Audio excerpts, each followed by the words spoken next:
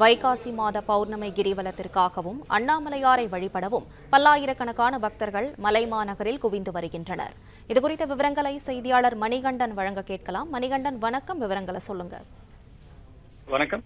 உலக பிரசித்தி பெற்ற பஞ்சபூத ஸ்தலங்களில் அக்னிஸ்தலமாக விளங்கும் திருவண்ணாமலை அண்ணாமலையார் கோவிலில் பின்புறம் அமைந்துள்ள 2668 அடி உயரம் கொண்ட மலையை சுற்றி 14 கிலோமீட்டர் தூரம் ஒவ்வொரு மாத பௌர்ணமி தினத்தன்றும் வெளி மாவட்டம், வெளிநாடு, வெளி மாநிலிருந்து பல லட்சக்கணக்கான பக்தர்கள் கிரிவலம் வருவது வழக்கம். அதன்படி வைகாசி மாத பௌர்ணமி முன்னிட்டு இன்று பல லட்சக்கணக்கான பக்தர்கள் அருணாச்சலேஸ்வரர் கோவிலில் பின்புறம் அமைந்துள்ள மலையை சிவனாக எண்ணி 14 கிலோமீட்டர் கிரிவலம் மேற்கொண்டு வருகின்றனர்.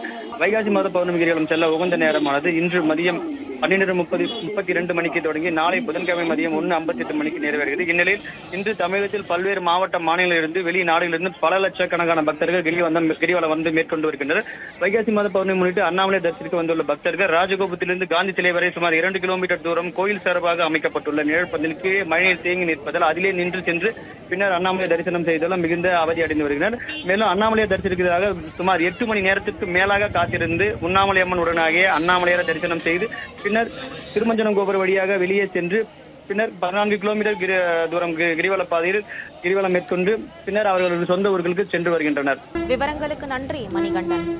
பிளே ஸ்டோர் மற்றும் ஆப் ஸ்டோரில் இருந்து பாலிமர் செயலியை QR கோடு மூலம் பதிவிறக்கம் செய்யுங்கள்.